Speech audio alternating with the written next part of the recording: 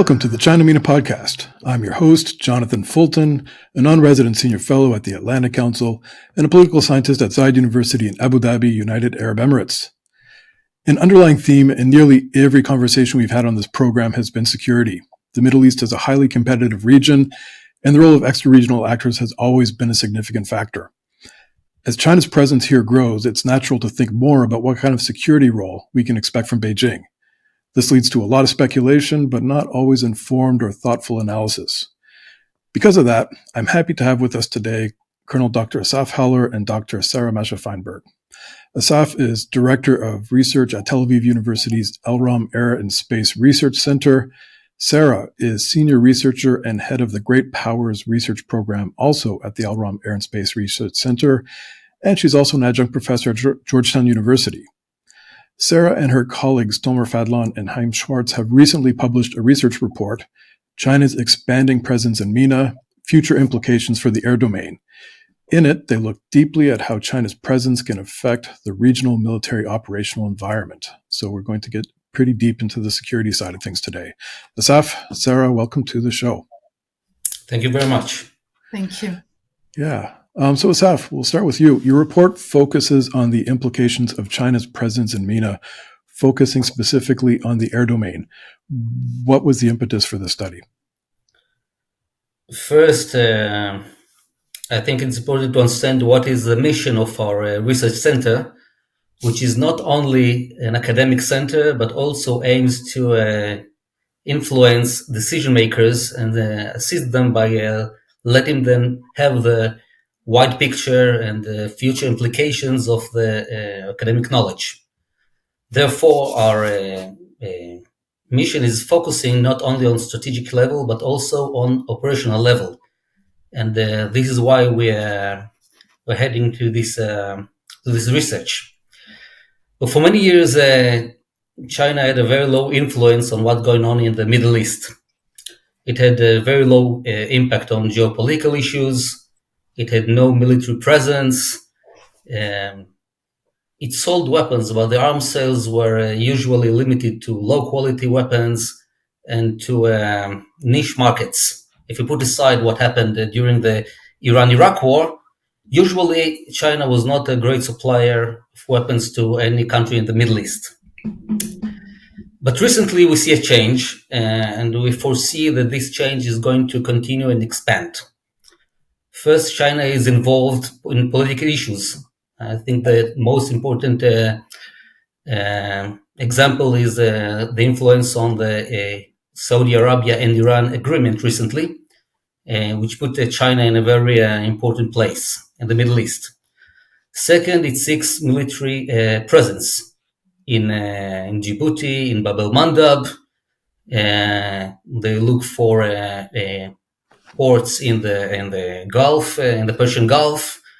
They talk about the Chabahar port, and we see naval drills recently with Iran and Russia. The third point is the military technology development in China. For many years, China had only low-level weapons, which were locally produced. Recently, it develops its own capabilities and weapon systems, highly sophisticated, which can be transferred to other countries. And we see that in recent years, in the last decade, China became, I think, the fifth or sixth supplier to the Middle East. And finally, the growing tension in the Middle East between the superpowers, between China, the United States, and Russia, if you put aside, is given a new dimension to the presence of China, as President Biden put it in his own words. There's a global conflict between the democracies and autocracies. Hence, the stories of Israel and Gaza, Ukraine and China and Taiwan are only parts of the same whole picture. All these points come together to a point where we see a potential for dramatic change in the presence of China in the Middle East. in several perspectives. First, the supply of better weapons, the supply of better military and dual-use technologies, its military presence, and maybe in the future, military cooperation with states in the Middle East. The reason we took this project of describing what China is looking for in the Middle East is that we believe that Israel and the Israeli Air Force should take into account all these going on procedures that might influence the capabilities of Israel and the capabilities of the Israeli Air Force to operate freely in the Middle East in the next years. We don't think that China is an enemy of Israel, at least not for now. And I believe it's not going to be an enemy of Israel, but its influence on the air domain, military air domain, might put some limitations and restrictions upon Israeli capabilities. And this is why we took this project on us and decided to analyze. In Israel, it was the first project of this type to analyze the operational implications of the Chinese presence in the Middle East. Yeah, it's interesting.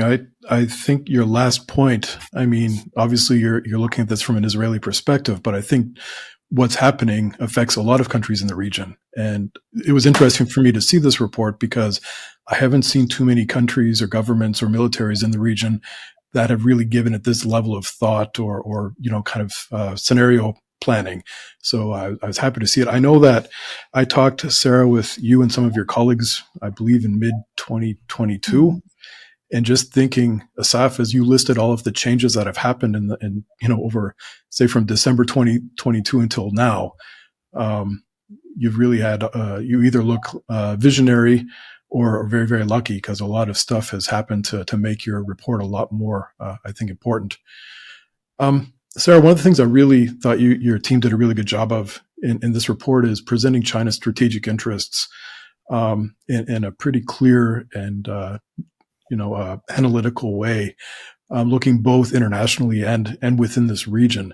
So how do you assess China's strategic interests internationally and in the Middle East? And how do you see the Middle East affecting China's broader goals for its international policy? Well, Jonathan, this is a conversation we had together when we met some months ago. When we talk about China's strategic objectives, our challenge was to maintain a balance between two prevailing narratives. There is one narrative, and especially a Washington-focused narrative, that presents China's strategic horizon as driven by the ambition of challenging or undermining the US hegemony, not only in the Indo-Pacific, but globally and including in the Middle East.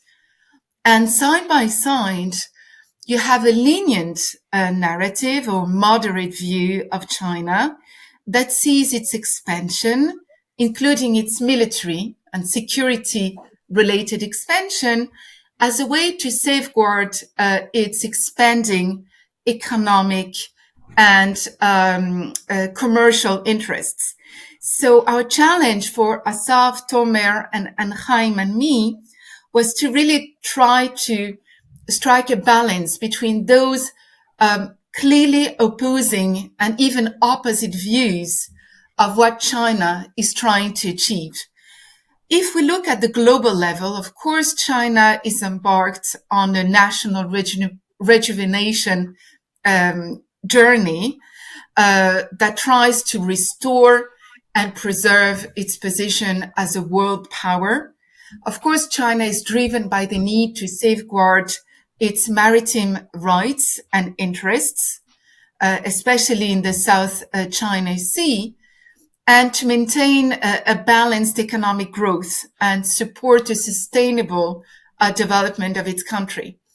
And those global interests go side in side with what we call the PLA Goes Global, this new ambition of the PLA to become a world-class expeditionary force expeditionary force by the middle of the 21st century.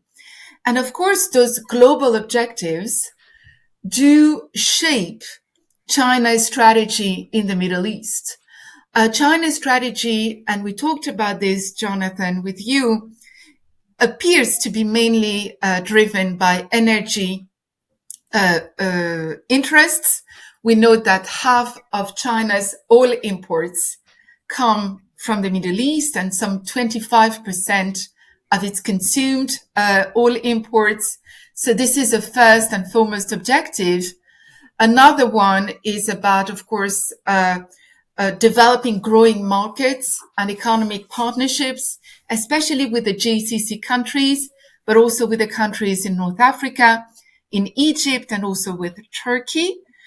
A third main objective, and I think it is an objective that needs to be connected to China's military expansion in the area, is the need to secure the freedom of navigation along MENA's sea lane.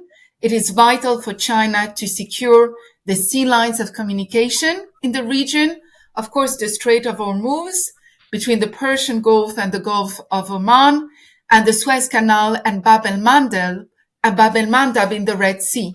And in this context, we've seen an increasing Chinese presence in the Red Sea that is connected to its larger ambition to become the greatest power in Africa, on the African continent. And of course, the Red Sea is a key gateway to Africa. An additional interest is of course, the ambition of increasing its influence in the Middle East, and to gaining the diplomatic and political support from as many states as possible. In this regard, China has pursued an everyone's friend policy, including with Iran and Israel and the Gulf states and Iran, this sort of balancing approach that enables it to gain as many political and diplomatic dividends as possible. China has tried to fashion itself as a neutral mediator also in the region. We should add to that China's interest to observe and sometimes control the rise of Islamic Jihad, and that is connected to China's Uyghur problem. We know that before the October 7th, China raised grave concern about the rise of Islamic jihadism in the region. And the final goal is to really undermine or challenge the US presence in the area by consolidating its alliance with Russia and Iran, but at the same time, maintaining this challenge under certain thresholds. The idea for China, in our view, is to maintain a sufficient US presence to guarantee the security, stability, and predictability of our region, to safeguard China's commercial and economic interests. I would like to make a last point, Jonathan. We are in the midst of the Hamas-Israel war, and we've seen a change in China's policy, whether it's a strategic reorientation of China towards Russia and Iran and Israel's enemies or not, is yet to be seen. But we've seen a clear official siding with Russia, Iran, and the Palestinian cause. We didn't see any condemnation of Hamas. Hamas is not designed as a terror organization.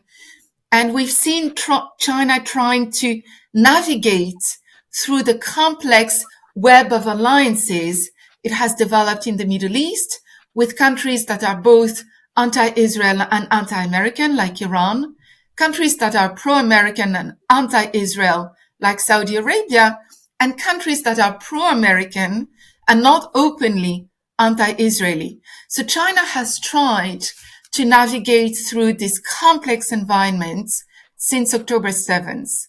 In parallel, we've seen the Chinese regime enabling and sometimes encouraging an unprecedented anti-Semitic campaign on social media, which has raised alarms in Israel, and Israel feels alienated by China.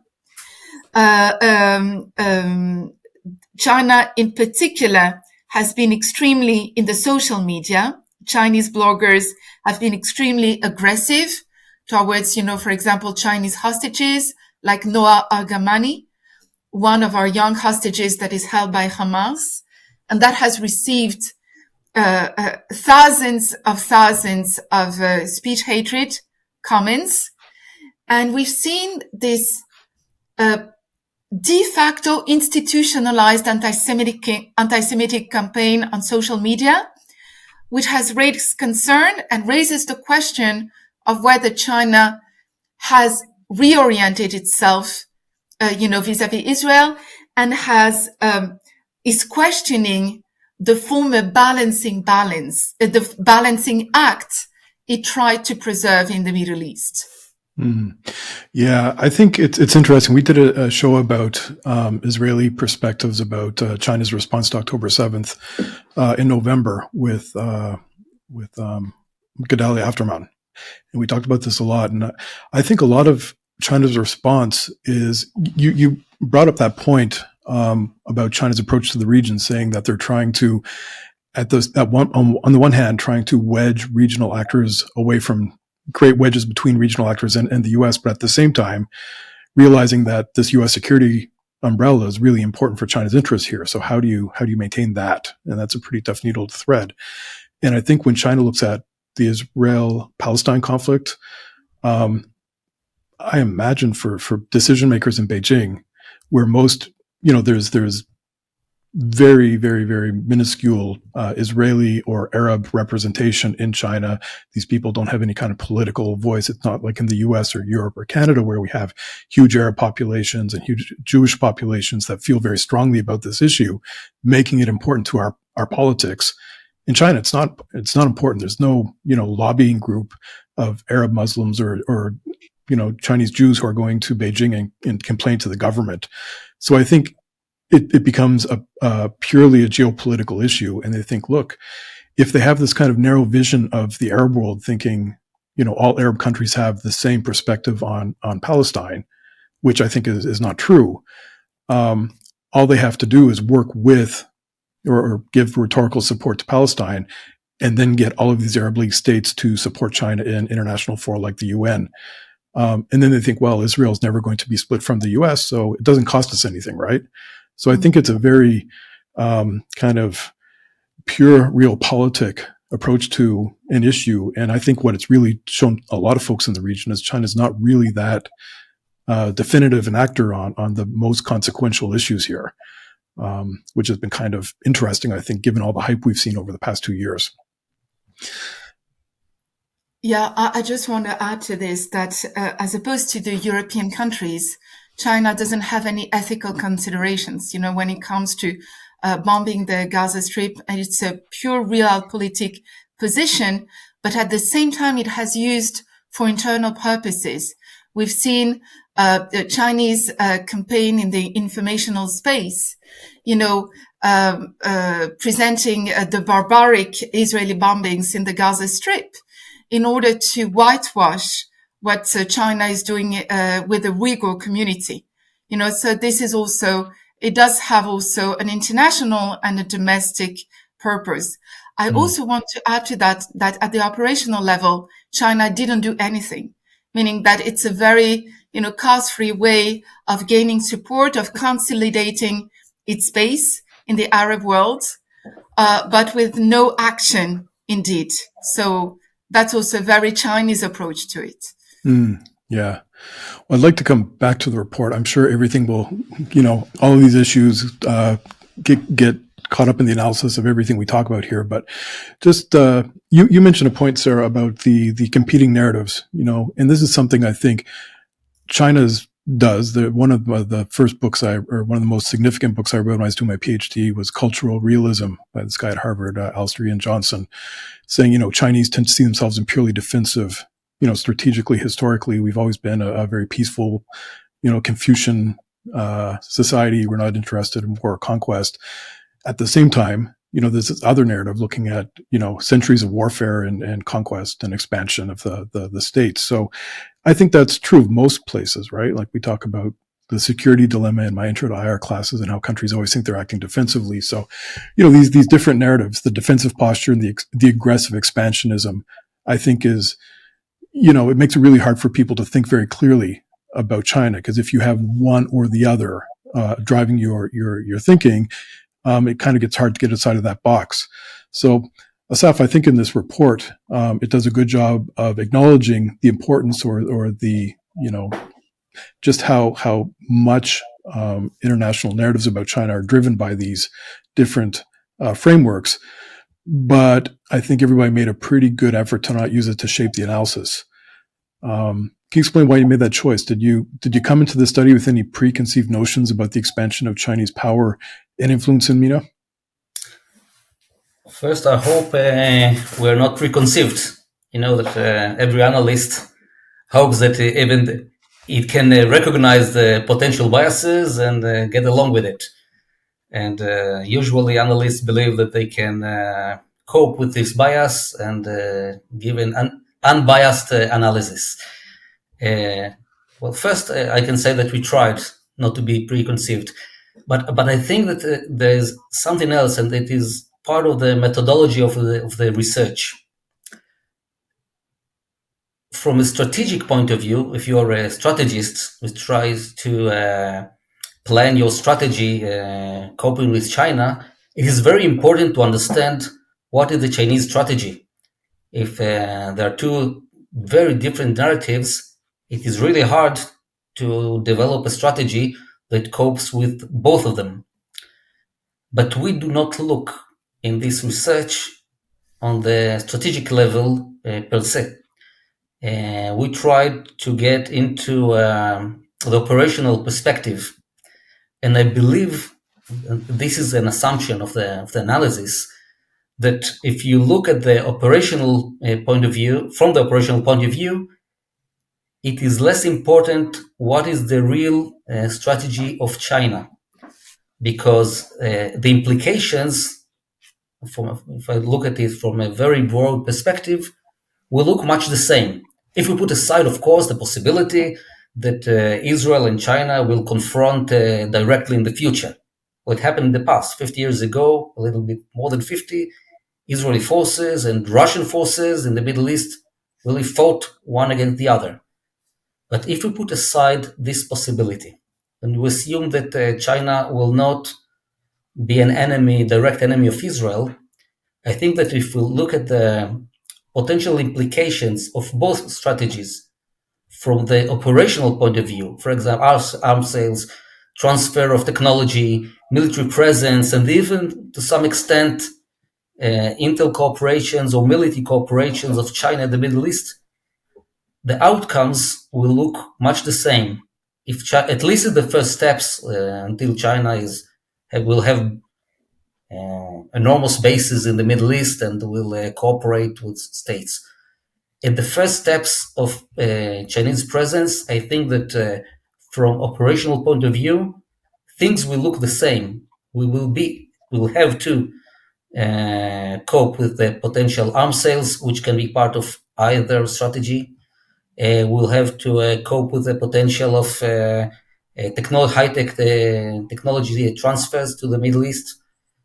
I think that even if you look at drills of China and Iran, China and Russian naval drills in the Middle East, you can find them in both strategies. On one side, the narrative of the expansionism, on the other side, the ambition of China just to protect its commercial routes. I think that our methodology helped us to put aside this dilemma and overcome it without the necessity to decide which is the real strategy of China. Mm-hmm. Yeah. Okay. Sarah, coming back to you, I think when I was reading the report, when I got to chapter 4, to me, this was the good stuff, because again, like I said, there's a lot of people speculating about China's security role. or what we think China's security role will be, but it's really, really politicized. It's an issue that people feel very, very strongly about, and they don't always go too deeply into it. So in this report, you put together a really good overview of what China's doing in the region in security terms. Assaf mentioned a little bit in his first answer, but how do you assess China's security role in the region today? Look, Jonathan, China's security role in the region at this moment is minimal. It's negligible compared, to the United States and Russia, maybe even France and Italy, in terms of military presence, in terms of arms sales, in terms of security cooperation and agreements. China doesn't have any alliances in the region, real alliances, but there are four main sectors in which China has significantly expanded its presence since the 2010s, and that do have security implications. First, the expansion of civilian infrastructure, whether ports, industrial parks, smart cities. Second, tech transfers to MENA countries, including dual-use technology, including cyber capabilities and space capabilities, new technologies. The third sector is arms transfers, and we'll come back to this. And the fourth one is, of course, an expanding defense cooperation with MENA countries. I'd like to first highlight the issue of civilian infrastructure. I know, Jonathan, you wrote a lot about these issues, and especially the industrial park and ports connectivity. What is amazing is to see that there's been a tremendous expansion of China's construction of civilian infrastructure since 2013. China has established over 200 large-scale infrastructure and energy projects in the region, and we see that actually the Mediterranean space is the second largest region or most concentrated region of Chinese infrastructure after the Indian Ocean. So that's already an interesting point. So why do we have a concern? The first concern is that, of course, China could leverage its civilian presence, its economic investments in infrastructure, and in particular commercial ports, as a soft security inroad in the region. And I think this is a concern that is increased by two dimensions. First of all, the Chinese concept of MCF, the military civilian or civil fusion, this idea that you develop your capabilities and you expand your presence by this merging of military and civilian elements.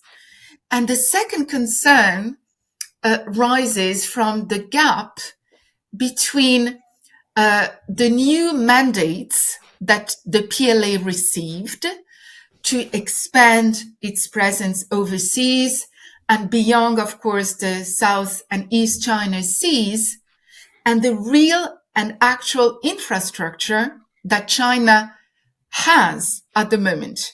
So basically, and this is a point that is being made by Isaac Carden, basically China is developing civilian strategic, structures or nodes across the globe that could be used for civilian, but also for military purposes. The second concern, and here we're talking mainly about maybe an Israeli point of view, is that this development, this expansion of civilian infrastructure, owned and operated by China, does create new constraints for the air forces operating in the area. Those air forces will be compelled to consider Chinese interests during the operational planning and maybe in times of war. So this is also a big concern. Now let's talk about the technology transfers to MENA countries. Of course, we know that from a US perspective, the communication and digital technology stuff is a huge issue. But I'll talk more from a regional perspective and more from an Israeli perspective. First of all, of course, we have the problem of space technology. You know that China has considerably expanded its cooperation in space and space technology with key actors in the area, with Saudi Arabia, the United Arab Emirates, but also with Iran. And just to make one point that might be problematic is that Iran, for example, has received access to China Beidou-2 systems in 2021, making it only one of the two countries in the world with such access, the other being Pakistan. And as we know, the Beidou-2 systems, which is the competitor to the GPS systems, can significantly enhance the accuracy, effectiveness, and lethality of missiles and drones. So that's another issue. The third domain that is problematic is tech cooperation. First of all, the concern, connected to the dual use technology that is being given with the potential military applications, the transfer of communication technologies that might boost the recipient's surveillance capabilities. But most importantly, what is of concern is China's practice of not only providing key technologies, but providing the production know-how and capabilities. And that is a major concern, from an Israeli point of view, that China is is enhancing the capabilities of regional actors to self-produce the technology that China is developing. For example, the combination of drones and AI. And this is a major concern. With regards to the arms transfers, of course, China is focused on niche markets, mainly on UAVs. And of course, China has leveraged, the regional actors' need to replenish their arsenal in drones. And they know that the United States is not very excited about giving drones to regional actors. So there's been a combination of interests. So we've seen a dramatic increase in China as exports of drones to the area. And that raises a few operational concerns. The first one is that despite of the limited scope and the low quality, Chinese arms exports have dramatically increased the number of drones and missiles and artillery systems in that area. So the concern is mainly quantitative, meaning that the resources and the attention that the air forces would like to address to concentrate on other issues will have to be relocated or transferred to the drone issue. So it takes away from some resources from the air forces in operating in the area. And the second point is that Chinese exports, as I've mentioned before, will boost and diversify the force buildup of the regional countries, including of Israel's enemies and adversaries, again, by transferring the products, but also the technologies. I would like to end with the increased defense cooperation with MENA countries. We've seen a rise in partnership agreements. We don't know exactly what is the exact commitment of China, to provide what it committed to providing to the GCC countries and to Iran. A case in point is the strategic cooperation deal that was signed with Iran over 25 years. There's a lot of questions and speculations regarding the content of those cooperation agreements. But what we see is that we have an expanding scope of defense cooperation with the GCC countries and with Iran that is also raising concerns. The last point is about the military basing. There's a lot of talks about Djibouti and its operational implications, but there's also you have also a lot of concerns about the expansion of China's military basing. We've talked together, Jonathan, about the speculation over the establishment of a military base in the UAE, but you have a lot of concerns about the expansion of military bases in the Middle East and in other areas, which also would boost China's military presence in that area in the near future. So much in that. And one thing when you're talking about the Beto satellites, there's a really good book, I think from last year, maybe the year before, called Surveillance State. And I can't remember the authors' names, but there are a couple of reporters for the Wall Street Journal. And they're talking about how a lot of the smart city technology and the satellite technology that China is exporting is often seen in a very, useful, we can use this technology to help you develop your economic capacity in your state, and we can use it for really peaceful purposes and advancing your development. But you can also use it for some really shady stuff that causes a lot of problems too, right? So the dual purpose of this is something that doesn't always get talked about a whole lot.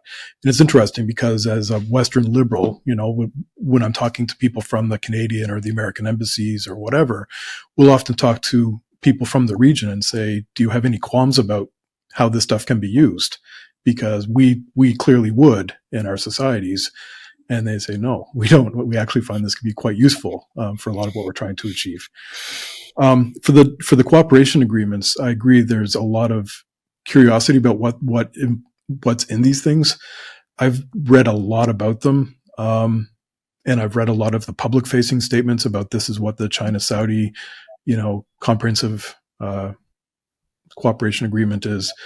And most of it is very bland in general, saying all this is a commitment to cooperate on stuff of mutual interest, and anything that we, any areas where we diverge, we're just going to put this on the back burner and come back to it later when we build up trust in political capital and other stuff. So there's typically not very much quantifiable in it. Like when you see the report about the Iran one being $400 billion, China hasn't given anybody anything close to that much money in since well before 2017. So it seemed to me that was more of a wish list from Tehran saying, this is the stuff we want, and this is the stuff we hope China will give us. And, a lot of the leaks, a lot of the quantifiable leaks about that partnership, I think came out of Tehran. I think China immediately backed up and said, hey, we didn't say any of that stuff.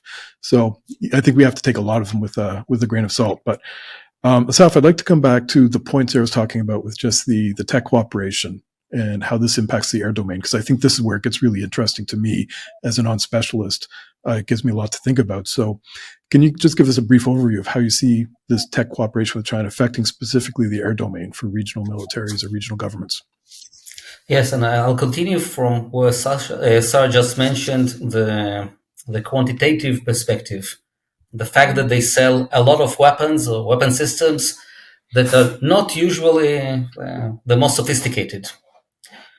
But on the other side, we must remember that the military air domain always was, and I believe always will be, very high tech.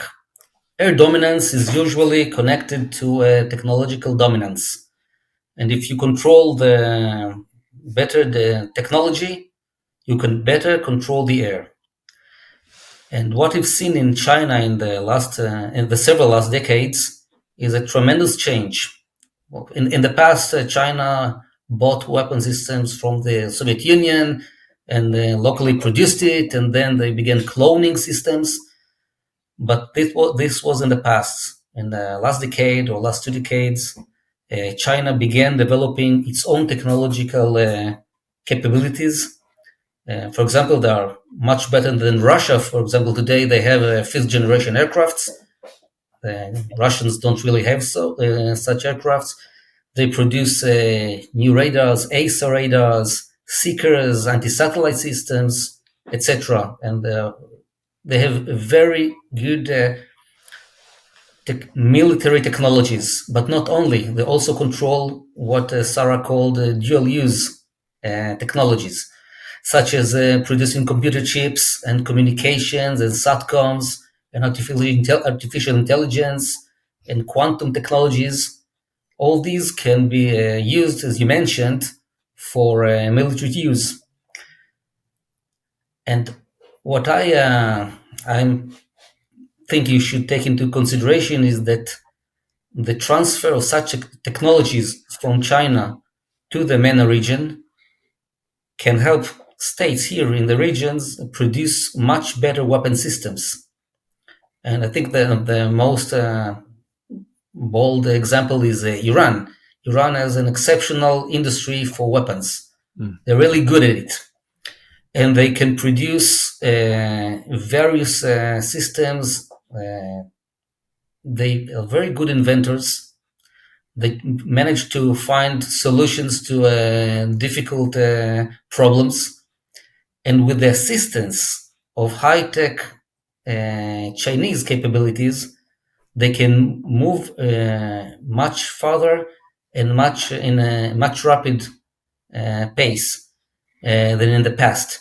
I think this is the most challenging if we talk about the air domain, not only the supplying of Chinese systems, but the supplying of Chinese technologies, which will help the Iranians run much faster in this game.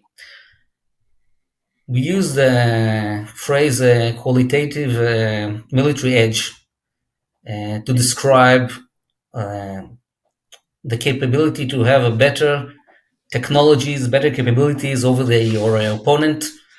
And this is a very important part of the Israeli perspective of its posture in the Middle East.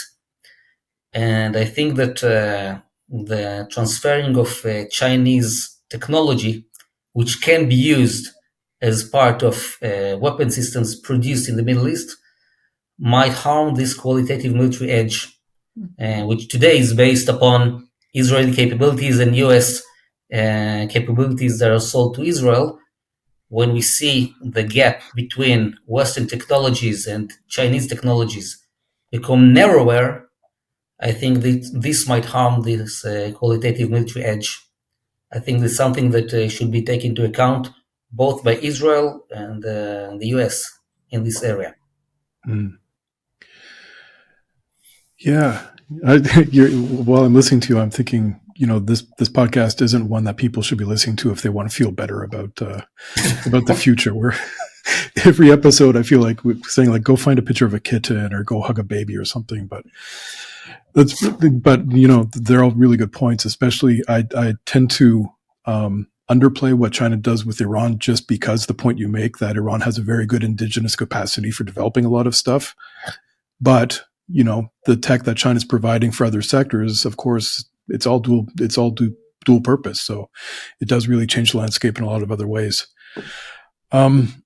Sarah, we'll wrap up, and I'd like to ask each of you, but I'll ask you first, Sarah. How should regional governments and folks working in regional security issues be thinking about a greater Chinese presence? Not just in terms of the threats, but, are there opportunities for regional actors as well? So I'll let Assaf discuss the opportunities. Maybe we'll start with the threats to finish on an optimistic note. Right. In terms of thinking, I think there are three narratives that regional governments and also global powers like the United States should have in mind. The first story is about the fact that Chinese imprint on MENA's strategic architecture will become more significant in the coming decade. Out of a series of factors, Russia being bogged down in Ukraine, and China developing its relationship with the regional actors, and the regional actors having greater strategic autonomy.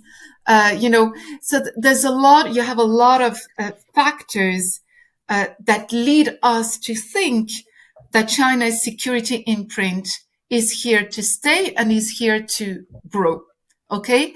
The second story is the story about China's great transition, of the 20th century from the Cold War era to now.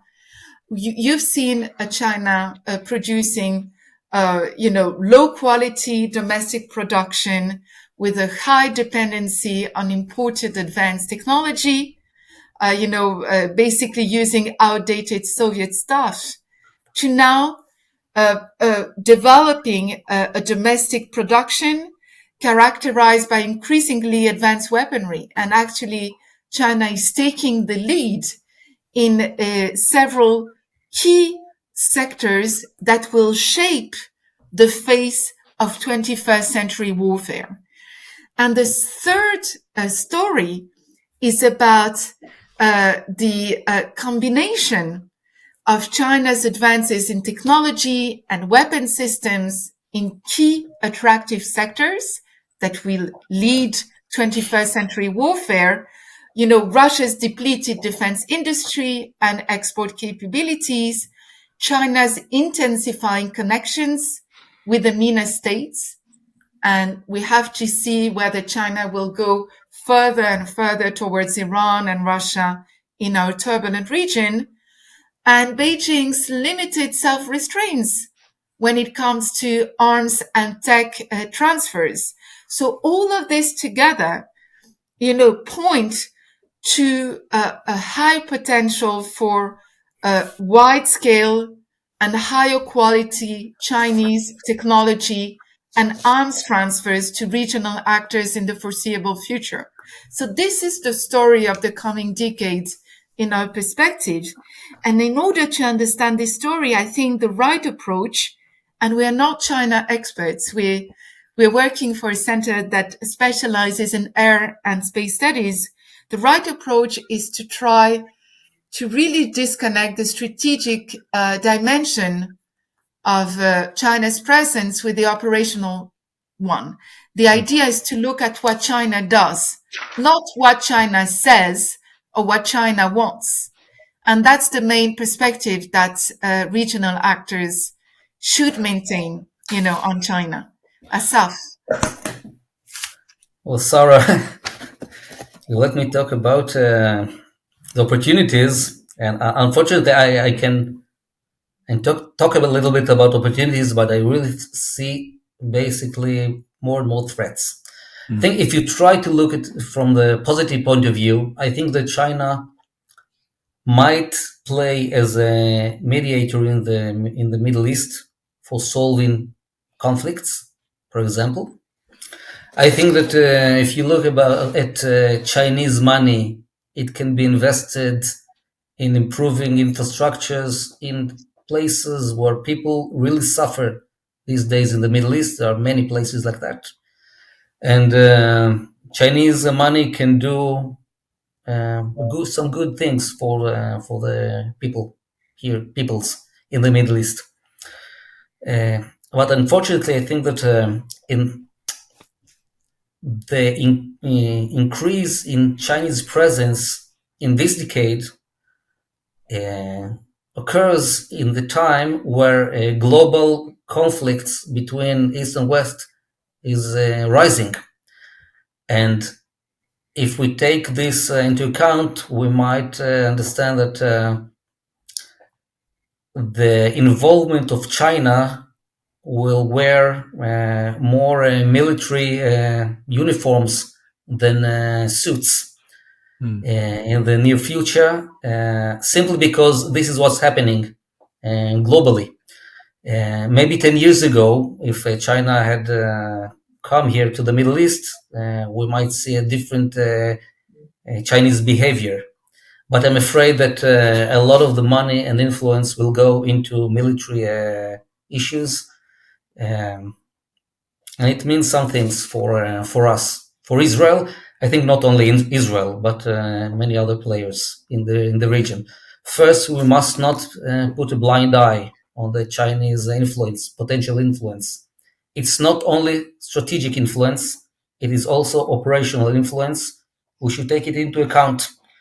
And to put an eye on the Chinese presence here, especially, I think, when we talk about technology, which is very hard to track.